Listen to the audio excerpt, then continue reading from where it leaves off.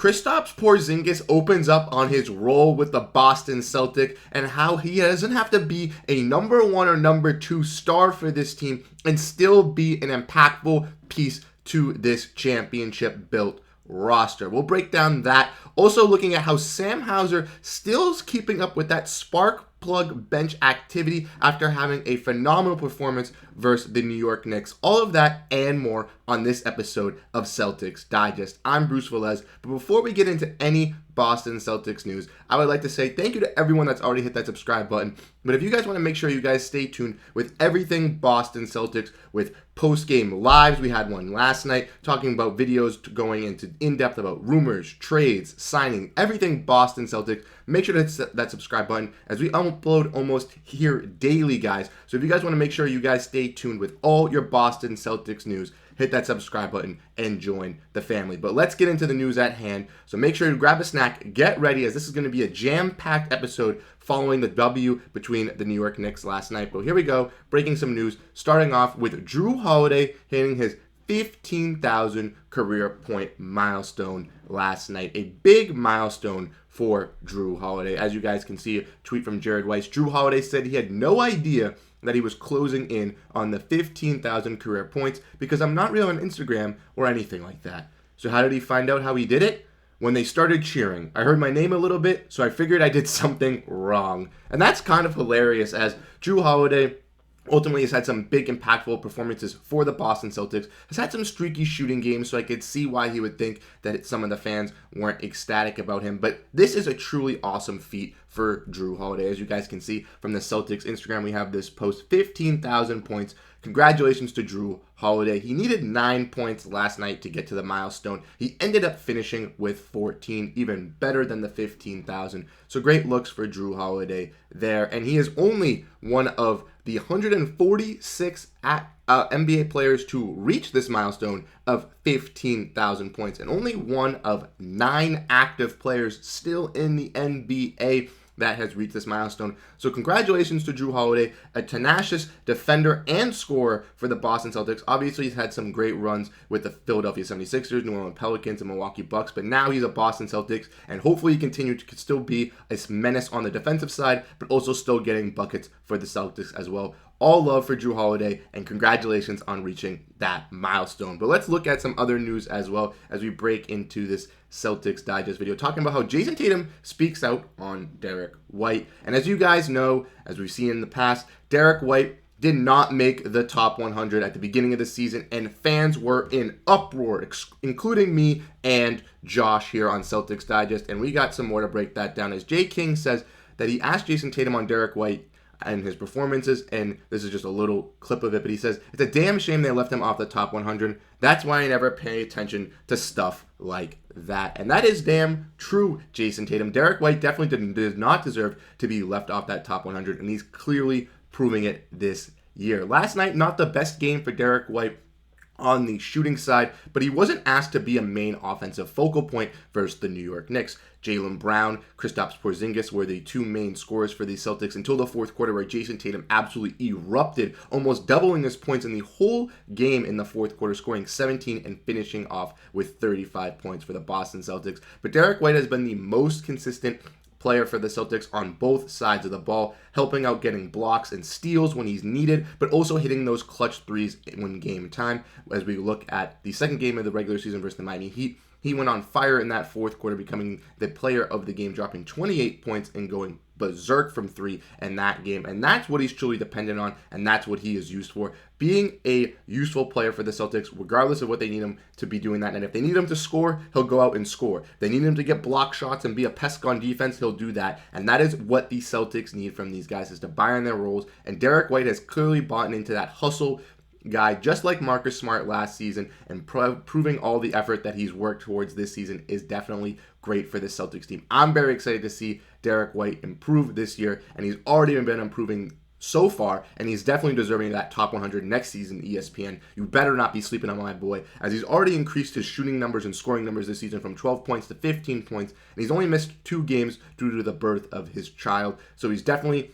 taking accountability for all his games that he can make and performing in great ways when he is playing for the Celtics. But let's look at some more news talking about Mazzulla praising Hauser-matic. Yes, Sam Hauser. I made a video on him yesterday talking about how he is the spark plug for this Boston Celtics bench, and I think he's going to be an impactful piece for the future of this team, as he's been dominant in the month of November and has the best three-point shooting percentage in the month of November across the whole NBA. And Sam Hauser did it again last night, absolutely dominating versus the New York Knicks, being on fire from three, hitting his shots, and playing great defense as well. We have some comments from Joe Mazzulla on Sam Hauser's defense from Taylor Snow here on Twitter.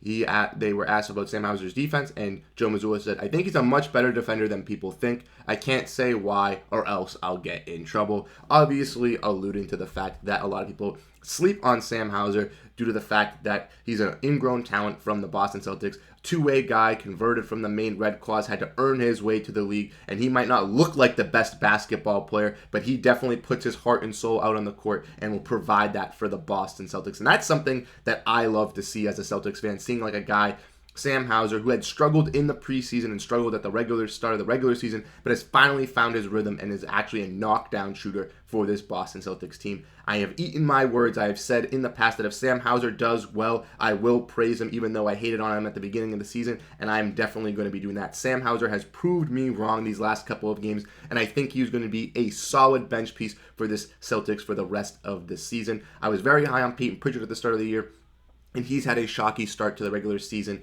but Sam Hauser has made me eat my words and has proved me wrong. I think Sam Hauser is definitely a viable piece for this Celtics team, and if he can put up 12 to 15 points off the bench on most nights, I think the Celtics have a potential pure scorer on this bench unit that a lot of teams should be fearing, and that is your boy Sam Hauser.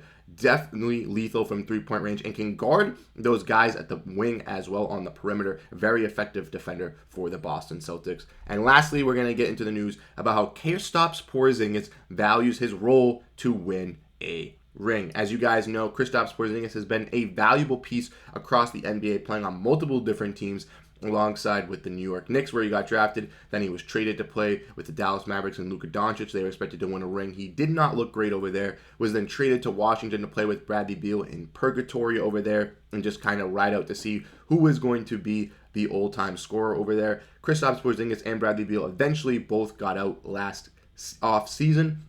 And now Kristaps Porzingis is ready to buy into his role with the Boston Celtics. Obviously, the Celtics have their two superstar players in the Jays, Jaylen Brown and Jayson Tatum. And Kristaps Porzingis is not worried about that. Kristaps Porzingis says from Christian Whitfield that he's more effective as a number 3 or number 4 option in Boston than as a number 1 or number 2 option elsewhere. He also refutes claims of wanting solo spotlight in an NBA career and explained why he was successful against the Knicks defense after another big night. And Kristaps Porzingis came out and said in this article that he knows he's a big man, and guys that of this stature like Nikola Jokic and Joel Embiid have to play alongside great guards. So he knew he would have to go alongside another player to actually succeed. That's why he went to play out with Luka Doncic. Unfortunately, it did not work out for Kristaps Porzingis, and he went to Washington, where he realized he could be an effective star, and there were other teams that were looking to trade for him at this offseason, but he knew his fit with the Celtics would be the best. Playing alongside the Jays was the best look for him,